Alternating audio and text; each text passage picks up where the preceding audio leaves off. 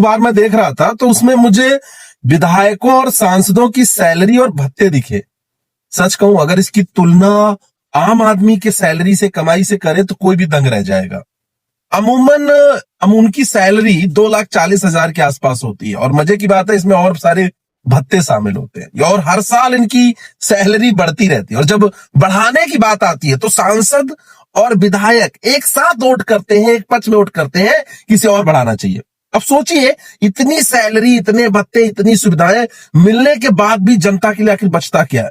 और जनता की हालत देखिए, आप मेहनत करके पैसा कमाते हैं, पहले ही आपकी कमाई पे टीडीएस लग जाता है, फिर जो पैसा आपके अकाउंट में आता है उस पर अलग से टैक्स देना पड़ता है, उसके बाद जो सामान खरीदते हैं उस पर जीएसटी है, बैंक में पैसा जमा करें, एफडी करें, एलआईसी ले, हर जगह कहीं ना कहीं टैक्स ही आपको देने पड़ते हैं। यानी आम आदमी अपनी मेहनत की कमाई पर बार बार टैक्स देता है और यह टैक्स का पैसा आखिर जाता कहां है?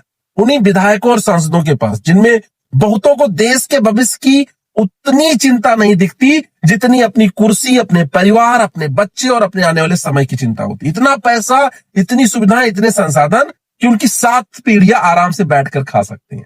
तो सवाल यह है, जब हम इतना टैक्स देते हैं और उसके बावजूद हमें अच्छी सड़कें, बेहतर शिक्षा, अच्छी स्वास्थ्य सुविधाएं, साफ व्यवस्था, जवाबदेही नहीं मिलती, तो आखिर यह पैसा जा कहां रहा है?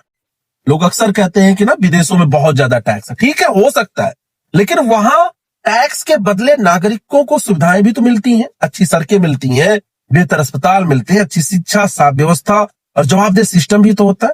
सवाल टैक्स देने का नहीं है, सवाल है टैक्स के बदले हमें क्या मिलता है। अखबार में देख रहा था तो उसमें मुझे विधायकों और सांसदों की सैलरी और भत्ते दिखे।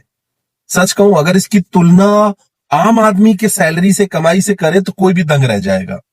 अमूमन उनकी सैलरी 2,40,000 के आसपास होती है और मजे की बात है इसमें और सारे भत्ते शामिल होते हैं और हर साल इनकी सैलरी बढ़ती रहती है। और जब बढ़ाने की बात आती है तो सांसद और विधायक एक साथ वोट करते हैं, एक पक्ष में वोट करते हैं किसे और बढ़ाना चाहिए।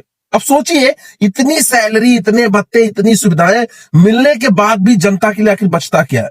और जनता की हालत देखिए, आप मेहनत करके पैसा कमाते हैं, पहले ही आपकी कमाई पे टीडीएस लग जाता है, फिर जो पैसा आपके अकाउंट में आता है उस पर अलग से टैक्स देना पड़ता है, उसके बाद जो सामान खरीदते हैं उस पर जीएसटी है, बैंक में पैसा जमा करें, एफडी करें, एलआईसी ले, हर जगह कहीं ना कहीं टैक्स ही आपको देने पड़ते हैं। यानी आम आदमी अपनी मेहनत की कमाई पर बार बार टैक्स देता है और यह टैक्स का पैसा आखिर जाता कहां है?